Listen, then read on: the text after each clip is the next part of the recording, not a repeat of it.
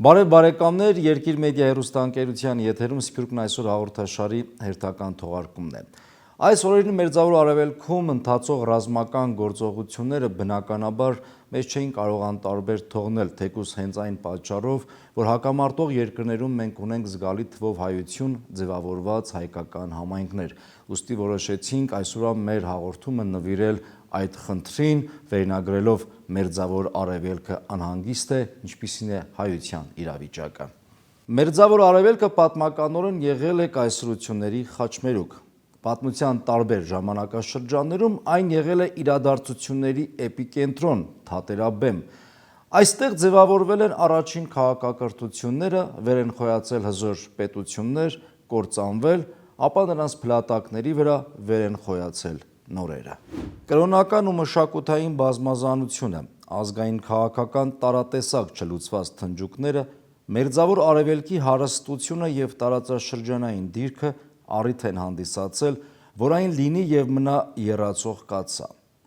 Որքան էլ որ այստեղ կյանքը միշտ անհանգիստ է, անընդհատ կրկնվող պատերազմներն ու քաղաքացիական բախումները կամ գոնե դրանց վտանգը գրեթե մշտապես առկա է, միևնույնն է Մերձավոր Արևելքում շարունակում են կողք կողքի ապրել տարբեր ազգերի, մշակույթի և կրոնի տեր մարդիկ, այդ շարքում մեծ թվով հայեր։ Ուստի այսօր մեր թողարկումը որոշեցինք նվիրել Մերձավոր Արևելքում վերջին շրջանում ստեղծված իրավիճակին և այնտեղ ապրող հայկական համայնքների կյանքին։ Մասնավորապես կխոսենք Իրան-Իսրայել-Ամերիկայի-Միացյալ Նահանգներ հակամարտության մասին։ Այս երկրներում ապրում են մեծ թվով հայեր և բնականաբար պատերազմական իրավիճակը անսովոր է և տագնապալի մտահոգություններ է ստեղծում մեր հայկական համայնքների համար։ Հաղորդման ընթացքում հեռավար կապի միջոցով կխոսենք Իսրայելի, Լիբանանի հայ համայնքի ներկայացուցիչների հետ, իսկ տաղավարում հաղորդման ընթացքում կհյուրընկալենք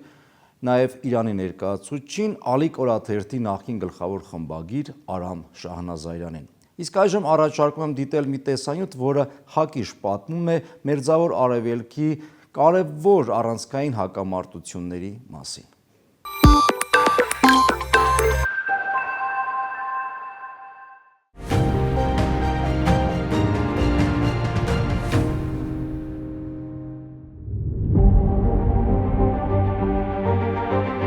Մերձավոր Արևելքում ապրող հայերը հիմնականում կենտրոնացված են Իրանում, Լիբանանում, Կիպրոսում, Սիրիայում, Հորդանանում և Երուսաղեմում։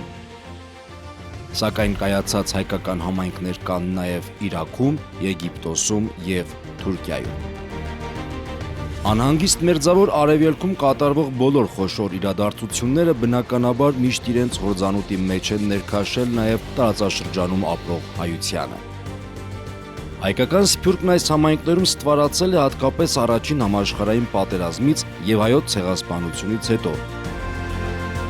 Աստիճանաբար ինտեգրվելով օտար հասարակություններին, հայերը ձևավորեցին կայացած համայնքներ և կախված տվյալ երկրի քաղաքական համակարգից այսօր արդեն ունեն ներկայացուցիչներ օրենսդիր, գործադիր և տեղական ինքնակառավարման մարմիններում։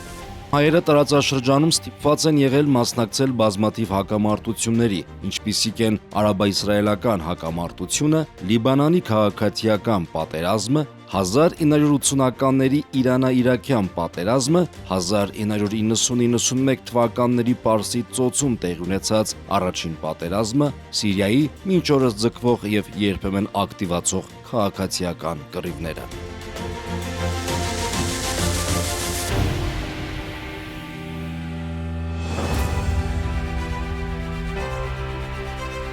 Արաբա-իսրայելական կոնֆլիկտը տարածաշրջանի ամենահայտնի և երկարատև կոնֆլիկտն է, որը ծագեց 1948 թվականին, երբ Պաղեստինի տարածքում առաջացավ Իսրայել պետությունը։ Իսրայելի անկախության պատերազմի ժամանակ Պաղեստինից բազմաթիվ հայեր ապաստան գտան դեռ դարեր առաջ Երուսաղեմի հայոց պատրիարքության շուրջ ձևավորված հայկական թաղամասում։ Այն ունեցավ նաև մարդկային զոհեր, իսկ մեծ թվով հայեր հեռացան Երուսաղեմից։ Պատերազմից հետո հին քաղաքի բոլոր 4 թաղամասերն անցան Հորդանանի վերահսկողության տակ։ Այն Իսրայելի վերահսկողությանն անցավ 1967 թվականի 6-օրյա պատերազմի արդյունքում, որի ժամանակ թաղամասը գտնվում էր ինտենսիվ ռմբակոծության գոտում։ Իսրայել պետության ստեղծումից հետո մի շարք հայեր, որոնք բնակվում էին բրիտանական մանդատի ներքո գտնվող Պաղեստինում, ընդունել են Իսրայելի քաղաքացիություն։ Մինչդեռ Երուսաղեմի հին քաղաքի եւ Հորդանանի կողմից գրավված տարածքի մյուս հայ բնակիչները Հորդանանի քաղաքացիություն։ Իսրայելում հայերը հիմնականում բնակվում են Երուսաղեմում, Թել Ավիվում, Յաֆայում եւ Հայֆայում։ Վերջին տարիներին ակտիվացած արաբա-իսրայելական հակամարտությունը արդեն տևական շրջան է վերածվել է արյունալի պատերազմի։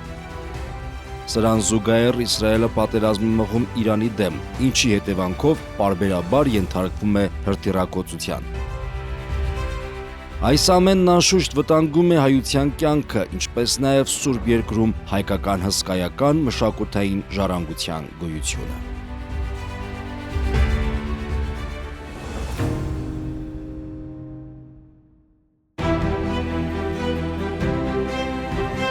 Իրանի հայ համայնքը մերձավոր եւ միջին արևելքի հնագույն, ավանդական եւ ամենախոշոր ու աչքի ընկնող համայնքներից է։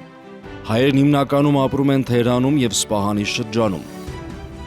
Դարեր ի վեր իրանահայերը եղել են ազդեցիկ եւ ակտիվորեն մասնակցել Իրանի արդիականացմանը 19-րդ եւ 20-րդ դարերի ընթացքում։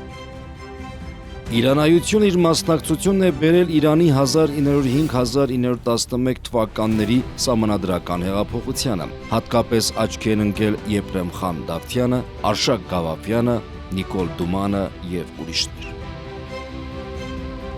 1979 թվականին Իրանում տեղի ունեցած իսլամական հեղափոխության հետևանքով շահական վարչակարգը տապալվեց։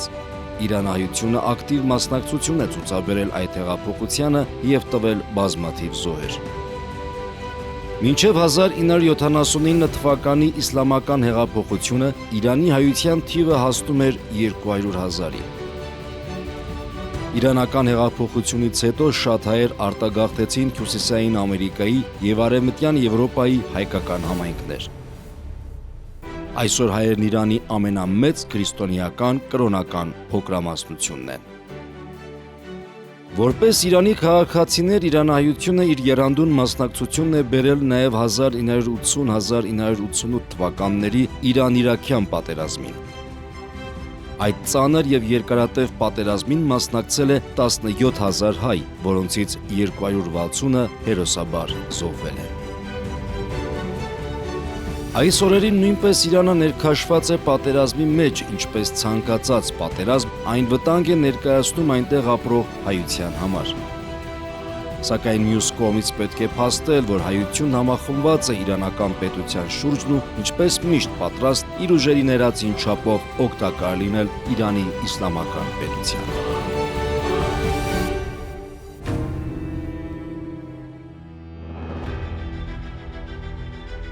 Լիբանանը երկար ժամանակ եղել է մերձավոր արևելքի ամենահայաշատ երկրներից մեկը։ Հատկապես հայոց ցեղասպանությունից հետո ստվարացած հայկական համայնքը աստիճանաբար սկսեց զարգացնել համայնքային կյանքը, միևնույն ժամանակ դառնալով լիբանանյան կյանքի եւ պետության վերաշինման ակտիվ մասնակից։ Լիբանանում ստեղծվեց այնճար հայկական գյուղաքաղաքը, իսկ Բեյրութում ձևավորվեց Բուրջ Համուդ հայկական թաղամասը։ 1975 թվականին սկսվեց եւ մինչև 1990 թվական ձգվեց Լիբանանի քաղաքացիական պատերազմը, որը ցնցեց ամբողջ երկիրը։ Պատերազմը քրիստոնյա եւ մահմեդական խմբավորումների միջև էր, ներգրավված էին նաեւ արտաքին ուժեր։ Հայկական թաղամասերը փորձեցին պահել չեզոքություն, բայց եւ անցան ինքնապաշտպանության կազմակերպման։ Այս գործում անուրանալի լուրջ դերակատարություն ունեցավ հայ հեղափոխական դաշնակցություն կուսակցությունը։ Լիբանանի քաղաքացիական երկարատև պատերազմի եւ դրա հետևանքով առաջացած անապահովության եւ տնտեսական տևական ճգնաժամերի հետևանքով շատ հայեր արտագաղթեցին Ամերիկայի Միացյալ Նահանգներ, Կանադա, Ֆրանսիա եւ այլ երկրներ։ Համայնքը թուլացավ, բայց ազգային կուռ կառույցները, կրթամշակութային օջախները, եկեղեցին պահպանվեցին։ Վերջին 1.5 տարվա մեջ Լիբանանը երկրորդ անգամն է հայտնվել պատերազմական իրավիճակում։ Գրեթե 2 ամիս է այն ենթարկվում է իսրայելական զինուժի հարձակումներին եւ արդեն կրել է մարդկային եւ նյութական ահռելի կորուստներ։ Պատերազմի հետևանքով կան հսկայական ավերածություններ, 2000-ից ավելի զոհեր, իսկ վիրավորների թիվն անցնում է 6000-ը։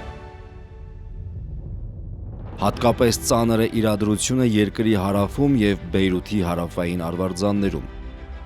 Թեև հայերով առավել խիտ բնակեցված վայրերն այսօր առավել ապահով են, սակայն այս պատերազմը մեծ վնասներ է հասցնում նաեւ Բեյրութի հայ համայնքին։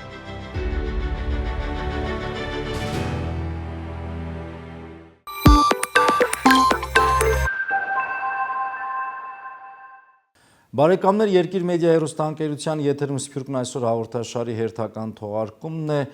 որը վերնագրել ենք անհանգիստ մերձավոր Արևելքը եւ հայությունը։ Եվ ինչպես հաղորդման սկզբում նշեցի, այսօր տեսակապի միջոցով մենք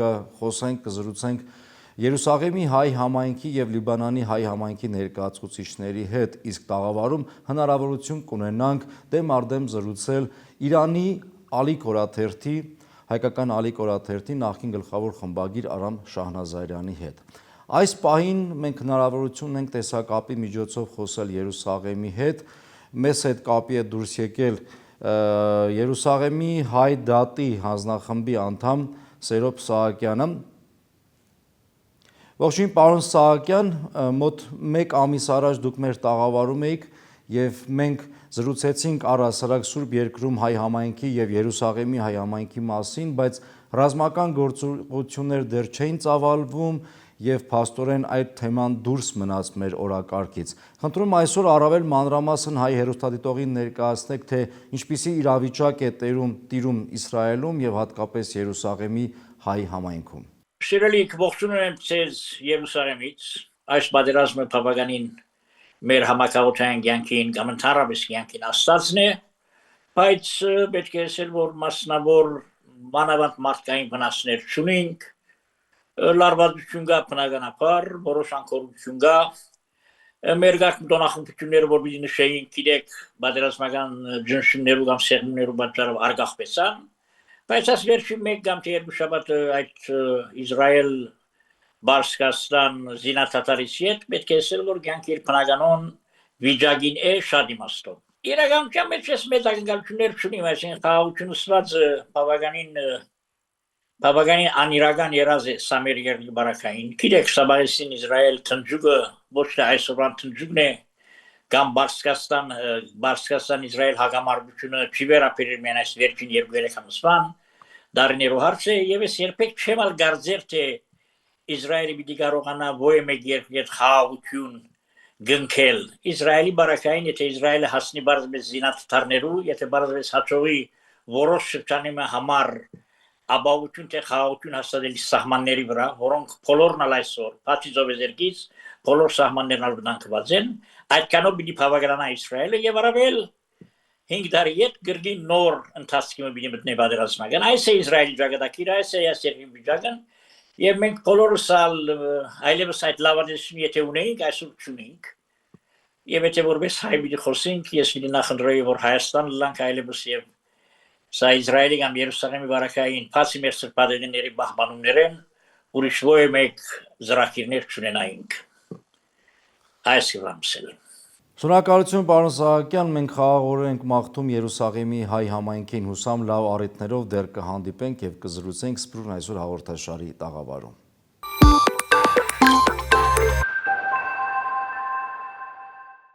Բարեկամներ, ծանոթացանք Իսրայելում տիրող իրավիճակին եւ հայ համայնքի դրությանը, իսկ թե ինչպիսին է իրավիճակը Լիբանանում եւ հայ համայնքի կյանքում, լսենք Լիբանանի հայ հեղափոխական դաշնակցության կենտրոնական կոմիտեի ներկայացուցիչ Ալբեր Բալաբանյանին, որից հետո մեր տաղավարում կհյուրընկալենք Իրանի հայկական Ալիք օրաթերթի նախկին գլխավոր խմբագիր Արամ Շահնազարյանին։ Ողջույն պարոն Բալաբանյան, այս օրերին Իրան, Ամերիկայի Միացյալ Նահանգներ, Իսրայել ռազմական գործողություններին, պատերազմական իրավիճակին ակամայից ներքաշվել է նաև Լիբանանը, որը ենթարկվում է Իսրայելի կողմից հարվածների, հրթիռային ծանր հարվածների եւ մենք գիտենք, որ ծանր կորուստներ կան թե նյութական, թե մարդկային եւ տարատեսակ այլ դժվարին իրավիճակ է ստեղծվել Լիբանանում։ Կուզենայի այս մասին առավել մանրամասն ներկայացնեք եւ հատկապես թե ինչպիսին է այս օրերին հայության դրությունը Լիբանանում։ Բարև ձեզ, շնորհակալ եմ այս առիթին համար։ Ուրեմն այս վերջին 1 տարի եւ 6-7 ամիս ժամանակաշրջանը նկատի առած Լիբանանի մեջ երկրորդ պատերազմն է, որ դեպի ունենա։ Նախորդ պատերազմը ավարտեց, այսպես ասած, զինադատարի համաձայնությամբ, այսպես ասած գսեմ, որովհետեւ Իսրայել նման 1 տարի եւ 5 ամիս դեպողությամբ այդ զինադատարը չհարգեց եւ գրեթե ամենօրյա դրությամբ շարունակապար ռմբակոծեց Լիբանանի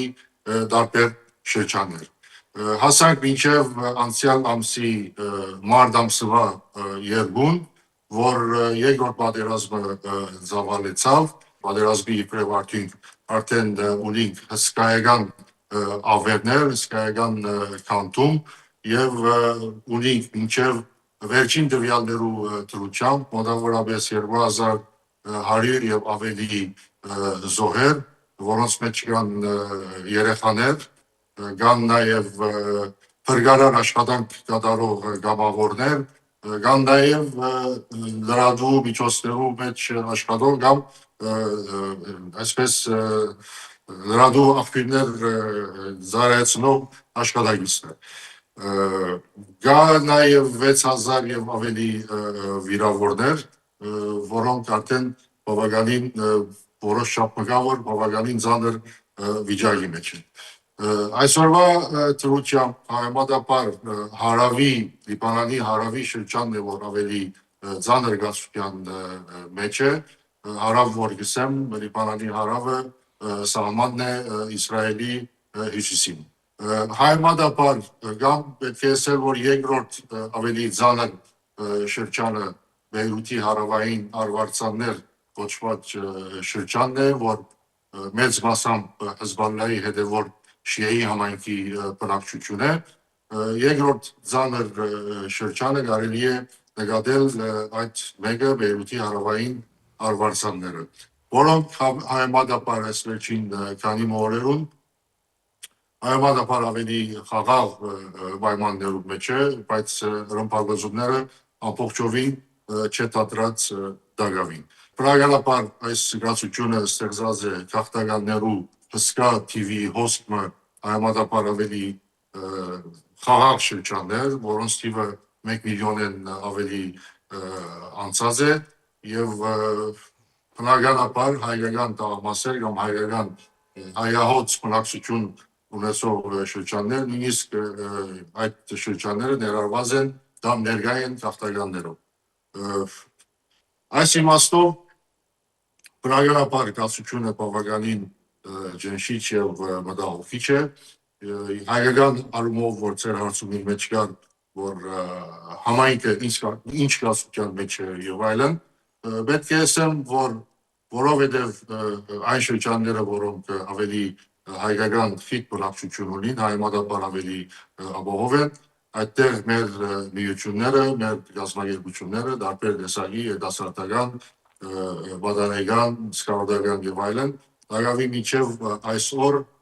գործեն եւ իրենց գործունեությունը որոշ արմատությամբ բնական ընթացքի մեջ է։ Եվ այդ մեկը ենթադրենք, որ գծարայեցնե այսպես ժողովրդի մոտ հուսալուկության կամ պատերազմի այսպես պայմաններին քիչմը տարբեր մտնոլորտի մեջ լալու այսպես ուղղություն։ Ընդհանուր առմամբ դարածքներու կամ գալվածներու գորուստի հետ կապված բարեփոխտաբար, ճագերտավոր պետք է ասել բարեփոխտաբար, որով տարբեր շրջաններ ավերը այնքան մեծ է, որ ես չեմ ուզել առանձնացնել միայն հայկական գորուստներու մասին, բայց իրողությունը այն է, որ մեր շրջանները դակավին հայկական խիտ բնակչություն ունեցող շրջանները դակավին ռմբակոծումի այդ դարողության ենթակա չեն։ Շնորհակալություն պարոն Բալաբանյան, խաղաղորեն ենք մաղթում Լիբանանին եւ առհասարակ մեր հայրենակիցներին ջերմ ողջույններ ենք փոխանցում այս դժվարին օրերին։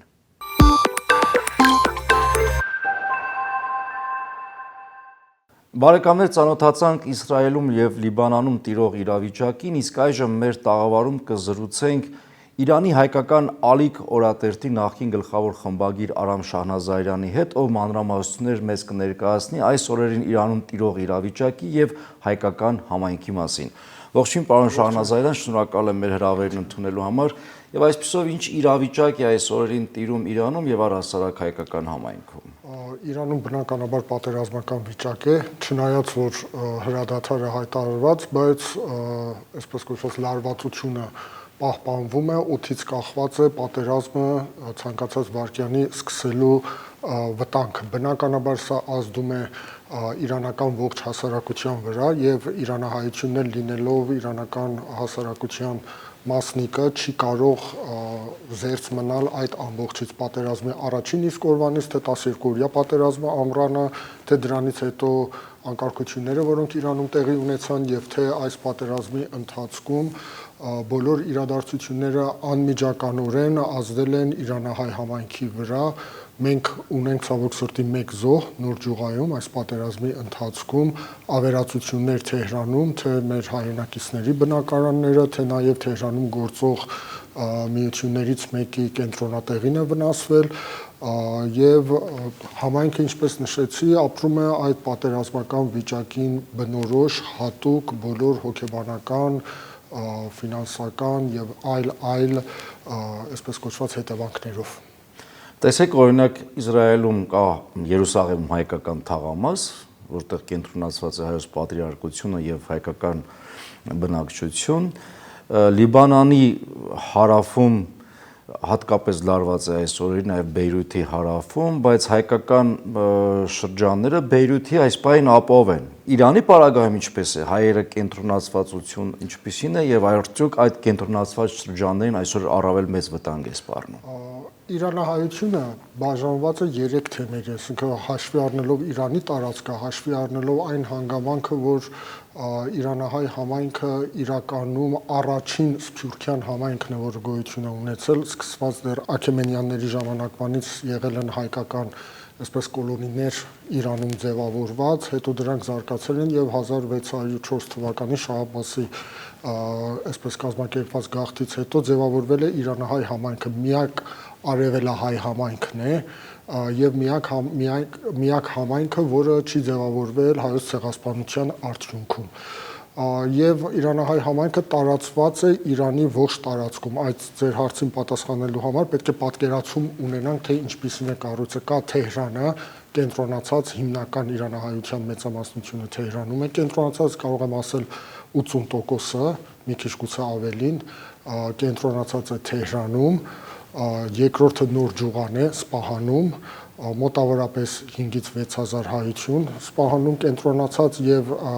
Սպահանի հայոց թեմի հարակից շրջաններում շատ փոքրաթիվ հայություն, նույնը նաեւ Թեհրանի մասն է, հյուսիսային Կասպից ծովի ավազանը եւ Թեհրանից հարավ շրջաններում փոքրաթիվ հայկական համայնքներ կան, որ դրանք եւս ենթարկվում են Թեհրանի հայոց թեմին եւ Ատրպատականի հայոց թեմը, որը պատմականորեն ամենահին թեմն է, մոտ 7-ից 800 տարի պատմություն անցյալ ունեցող, Թավրիզում, Ուրմիայում կենտրոնացած եւ պատմական Սալմաստում եւս շատ փոքրաթիվ հայություն կենտրոնացած։ Կարծեք թե այս վերջին տարին հատկապես Ատրպատականից արտագաղթ կամ տեղափոխություն շատ եղավ եւ բնակչությունը այնտեղ հայկական նվազել։ Այո, դա բնականաբար վերջին տարիներին ավելի շատ, բայց վերջին տարիներին չէր վերաբերում։ Ընդհանրապես իրանահայ համայնքում վերջին 20, 30, 40 տարիների ընթացքում մենք հոսք ունենք շրջաններից, այսինքն Ատրպատականից, ինչու՞ չէ նաև Ջուղայից դեպի Թեհրան, կենտրոնացում Թեհրանում, մայրաքաղաքում։ Մայրաքաղաքում բնականաբար Թեհրանը մեգապոլիս է եւ իր առանձնահատկություններով Թեհրանահայությունը տարածված է ամբողջ քաղաքում, կան թաղամասեր, որտեղ կենտրոնացված են, բայց դրանք զուտ հայաբնակ թաղամասեր չեն։ Հենց այդ թաղամասերից մեկն է, որ պատերազմի առաջին 10-օրյակի ընթացքում հարվածներ եղան, որոնցից տուժեցին նաև մեր հայրենակիցները, 4 ընտանիք իրենց բնակարանները լուրջ տուժեցին Ջուղայում հիմնականում կենտրոնացված է հենց նոր ջուղայում, պատմական նոր ջուղայում այդ թաղամասը Սպահանինը, Թավրիզում եւ Ուրմիայում եւս կենտրոնացումներ կան։ Թավրիզում առաջնորդանից եկեղեցու հարակից շրջանում պարոն Ավագ է կոչվում, փողոցն էլ հենց այդպեսին է կոչվում, Թավրիզահայության գրեթե 90% այդ փոքրաթիվ համայնքին այդտեղ է կենտրոնացած, Ուրմիում եւս հայկական թաղամաս կա, այսպես չի լինի ասել ամբողջովին հայկական թաղամաս, բայց հայությունը կենտրոնացած է հատուկ թաղամասում։ Սա պատկերն է, որը ընդհանրապես գոյություն ունի եւ բնականաբար պատերազմական իրավիճակից ելնելով այդ վտանգը սպառնում է, որովհետեւ ամբողջ Թեհրանի տարածքում են հարվածներ եղել, Թավրիզը անընդհատ ռմբակոծությունների թիրախ է եղել, իմ տեղեկություններով վերջինը որ ունեմ բարեբախտաբար տուժածներ, թե անձնական, ասենք մեր քաղաքացիներ, հայրենակիցները եւ թե նյութական տուժ չկա Թավրիզում, Ուրմիայում նույնպես զոհը եղել է Սպահանում, Սպահանի այդ նոր ջուղայի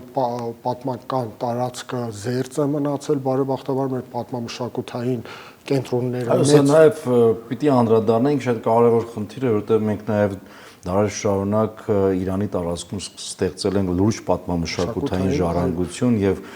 մարդկային կյանքերից բացի մեզ համար թանկ է նաև պատմական մանավանդ նոր ջուղայում շատ հսկայական պատմամշակութային ժառանգություն կա, կենտրոնացած, որոնց յուրաքանչյուրը 12-օրյա պատերազմում ամենափրկիչ վանքում արխերի բեկորներ ընկան, տուժեց ամենափրկիչ վանքի տարածքը, բարեբախտաբար դա մեծ խնդիրներ չառաջացրեց։ Այս պատերազմի ընթացքում դեռևս որևէ տեղեկություն այն մասին, որ ջուղայի մեր պատմամշակութային կենտրոնները, եկեղեցիները հիմնականում տուժած լինեն, դեռևս չկա այդ մասին։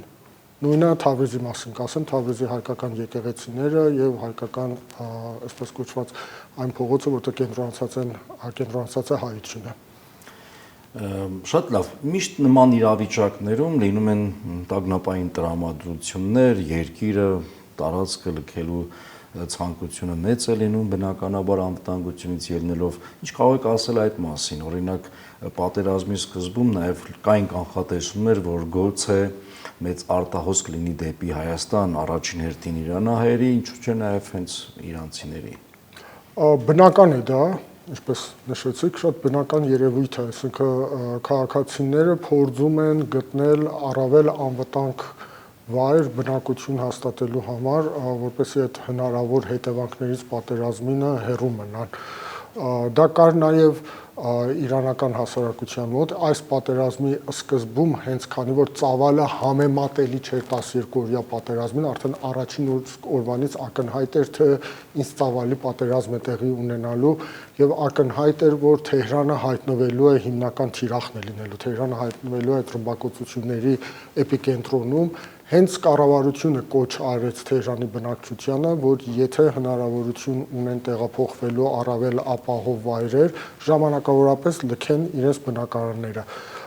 որովհետև չնայած այդ քարոզչությանը, որ ամերիկա-իսրայելական կողմը անում էր, թե թիրախային հարվածներ են, ոչ բացարձակապես էլ այդ թիրախային չէին, օրինակը Մինաբի դպրոցը 168 երեխաներ, որոնք զոհ գնացին, օրինակ այն կույր հարվածները, որ Թեհրանում եւ տարբեր քաղաքներում դրանց շարքային քաղաքացիներ էին զոհ գնում, դպրոցներ,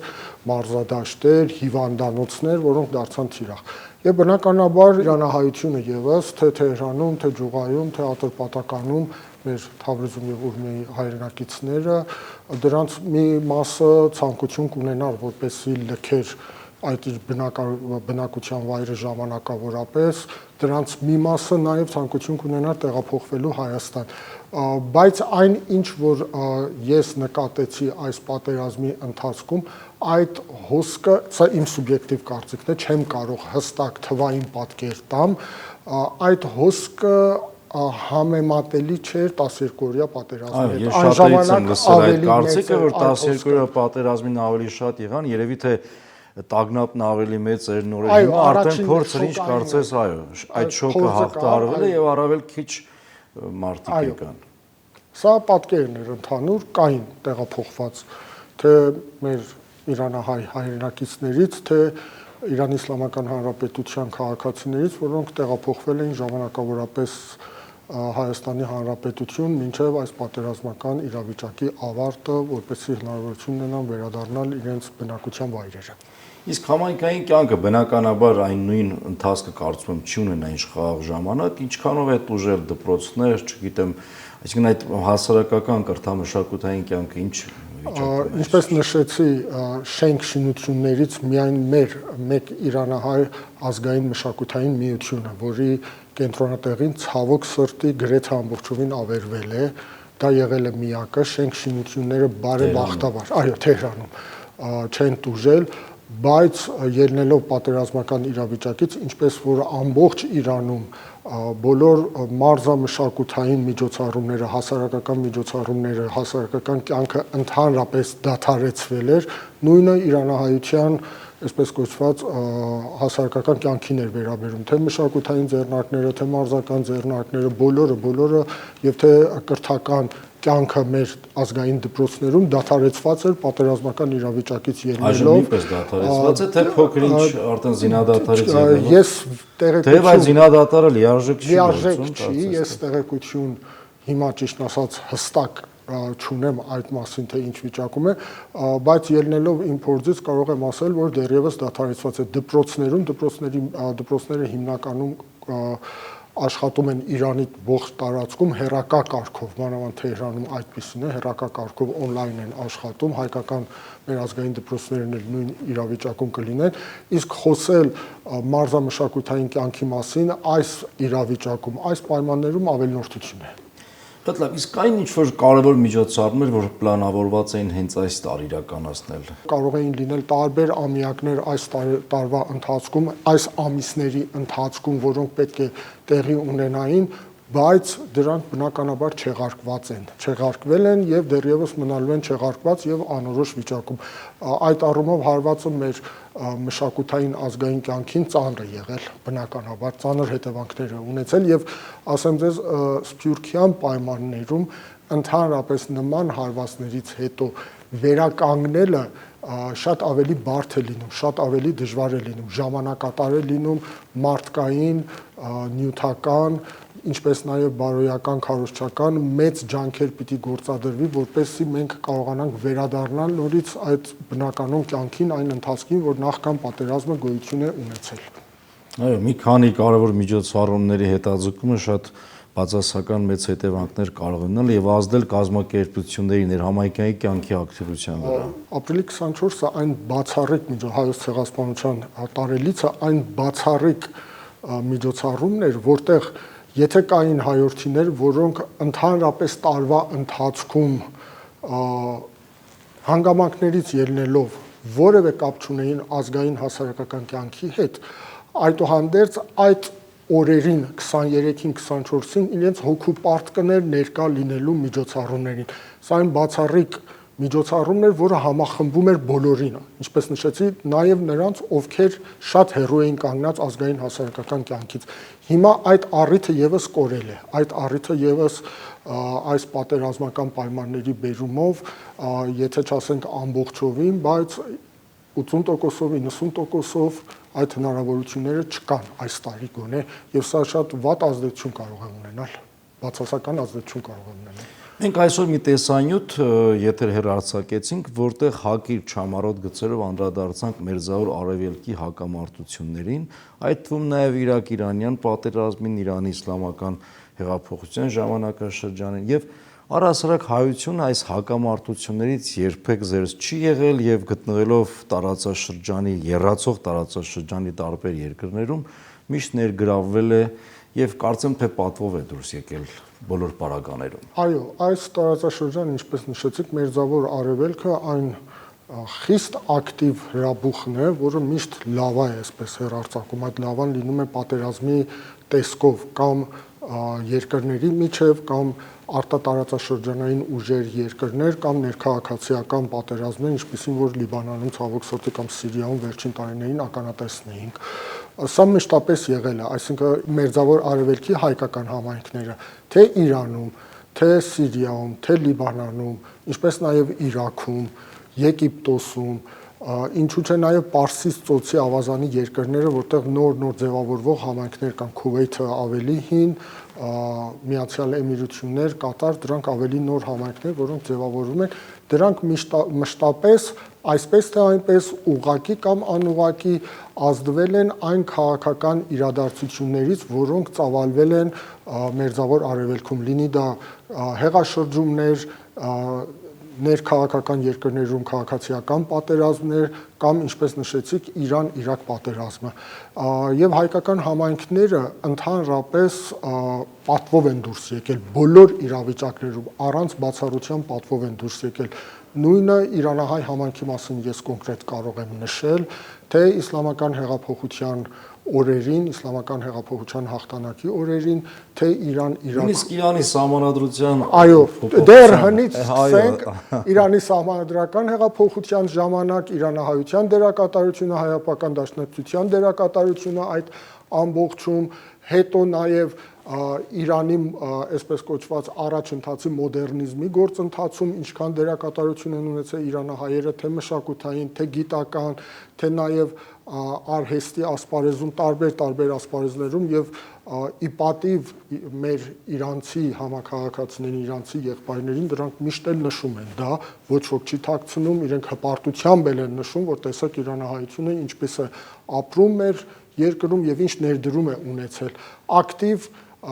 բնականաբար իր քանակության սահմանափակ քանակության հնարավորության պայմանների սահմանում դերակատարությունը քաղաքական կյանքում խորհրդարանում ինչպես նշեցի իսլամական հեղափոխության հաղթանակի օրերին Իրան-Իրաք պատերազմին որ մեծ թվով զոհերը որ մենք ունեցանք որոնք նահատակվեցին հանուն իրանյան հայրենիքի տարածքային ամբողջականությանը հետո պատերազմից հետո վերականգնման գործընթացում ինչպես նաև այս երկու պատերազմների ընթացքում իրանահայությունը իր ներդրումն է ունեցել որպես օրինապաշտ քաղաքացիներ, որպես հայրենասեր քաղաքացիներ իրանական հայրենիքի նկատմամբ իր պարտքը փորձերը լիակատար կատարել եւ ոչ միայն այս 47 տարիների ընթացքում, այսինքն իսլամական հաղթանակի հեղափոխության հաղթանակից ի վեր եւ իսլամական հանրապետության ձևավորումից ի վեր, այլ նաեւ ինչպես նշեցիք, ամբողջ այդ պատմական ընթացքում դեռևս եթե մենք միայն հաշվի առնենք 1604-ը հիմք ընդունենք, ելակետ ընդունենք, այդ թվականից մինչ այսօր իրանահայությունը իր ուրույն դերակատարությունն է ունեցել իրանական հայրենիքի բարգավաճման, զարգացման գործում, ինչու՞ չէ նաև իրանական հայրենիքի պաշտպանության գործում անհրաժեշտության դեպքում։ Պարոն Շանազյան, վերջին հարցս ըստ էության մեր եթերաժամանակը մոտենում է ավարտին։ Վերջին շրջանում եւ Իրանում ներքաղաքական հուզումներ եղան, մենք նույնպես տեսանք, որ իրանահայ համայնքը կարծես թե կուռ է այս հարցում, եթե ես սխալվում եմ ուղղակի ինձ, այսինքն չտրվեց սադրանքների եւ լուսանկարների ձևով գոնե մենք տեսնում ենք այդ ամենը։ Այո, գիտակցությունը, որ գիտակցելը, որ ինչ է կատարվում երկրում, այս ամենը ուր է տանելու։ Տեսեք, իրանահայ համայնքն ինչպես նշեցի, իրանական հասարակության մասնիկն է, հայելին է, չի կարող զերծ մնալ այն խնդիրներից, որ այսօր Իրանում գոյություն ունեն, ոչ ոք եւ այդ թվում Իհարկե, այս դեպքում դժգոհությունը արտահայտում է։ Այո։ Դրանք ոչ մեկը, այսպես կոչված, զերծ չի իրանահայությունը, կան տնտեսական իրավիճակից, հասարակական իրավիճակից, ինչու՞ չէ նաեւ քաղաքական իրավիճակից դժգոհություններ, բայց կարևորը այն գիտակցությունն է, որ դու գիտակցես, թե այս գործընթացները դեպի ուր է տանելու, հետևանքները որն են լինելու երկրի կազմակերպումը, համակարգի կազմակերպումը, ներքին քաղաքացիական խռովություններ, եթե չասեն քաղաքացիական պատերազմ, երկրի ընդհանուր համակարգի փլուզումը, իրանական, այսպես կոչված հասարակության փլուզումը, հետո ինչպես դա Իսրայելը արդեն 1.5 տարուց ավել 2 տարի բացարձակապես առանց տողատակերի, առանց փակագծերի հայտարարում է, որ նպատակը Իրանի որպես պետական միավորում կազմաքանդումն է։ Եվ դրանց հետևանքները ինչ են լինելու առաջին հերթին հենց իրանահայ համայնքի համար երկրորդ եւ կարեւոր խնդիրը որը գիտակցում է նաեւ իրանահայ համայնքը դա այն է որ մենք անմիջական սահմանակից ենք Հայաստանի Հանրապետության հետ Իրանի Իսլամական Հանրապետության անվտանգությունը դա ուղղակիորեն շահկապված է Հայաստանի Հանրապետության անվտանգության հետ եթե Աստված մի արածի Իրանին ինչ որ բան պատահի եթե Աստված մի արածի այդ ծրագրերը, որոնք կային հնարավոր լինի կյանքի կոչել, դրանք ահռելի սարսափելի հետևանքներ կարող են ունենալ նաև Հայաստանի Հանրապետության թե տարածքային ամբողջականության, թե ազգային անվտանգության համար։ Այո, տարածաշրջանը շատ շահկապված է եւ կարծում ենք նաեւ, որ նույն Արցախյան խնդրի այն իրավիճակը, որ այսօր ունենք, դա նույնպես ինչու՞ չէ ազդեցություն թողեց կամ ակտիվացրեց այն գործընթացները, որ ականատեսնենք այսօր մասնավորապես ԱՄՆ, Իսրայել, Իրան այս հակամարտության։ Ցավոք սրտի այս տարածաշրջանի իրադարձությունները կարելի է բաժանել հստակ երկու փուլի։ Նախքան մեր Արցախի կորուստը եւ մեր Արցախի կորուստից հետո դրա հետևանքները կրում են ոչ միայն մենք հայությունը, ոչ միայն Հայաստանի Հանրապետությունը, այլ անուղղակիորեն ողջ տարածաշրջանը։ Շնորհակալ եմ կարևոր զրույցի համար, խաղաղություն մաղթենք Իրանի համայնքին, առհասարակ Իրան Իսլամական Հանրապետությանը եւ տարածաշրջանը թող հանդարտվի, որովհետեւ սա բխում է կարծում այստեղ ապրող դարավոր հատկապես բնակիչների շահերից։ Շնորհակալ եմ կարևոր զրույցի համար։ Բարեկամներ, հիշեցնեմ, որ այսօր մեր հյուրն էր Իրանի հայկական ալիք հորաթերթի նախկին գլխավոր խմբագիր Արամ Շահնազարյանը։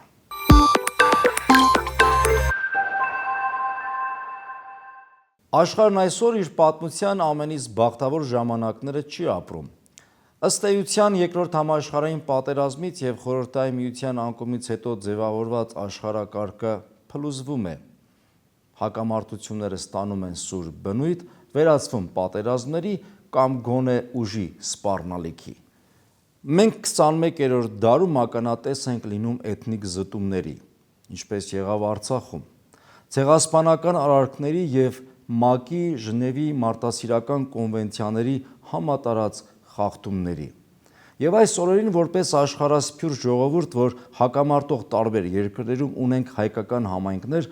ապրում ենք տագնապալի օրեր, անտարբեր չենք աշխարհում ստեղծված այս դժվարին իրավիճակին։ Հաղթում են ուժեղները, իսկ հաղթողներին չեն դատում։ Լինենք ուժեղ մեր հայրենիքում։ Երկիր մեդիա հեռուստաընկերության եթերում Սփյուռքն այսօր հաղորդաշարի հերթական թողարկումն էր, կհանդիպենք հաջորդ շաբաթ։ Մնացեք խաղաղությամբ եւ եղեք միաբան։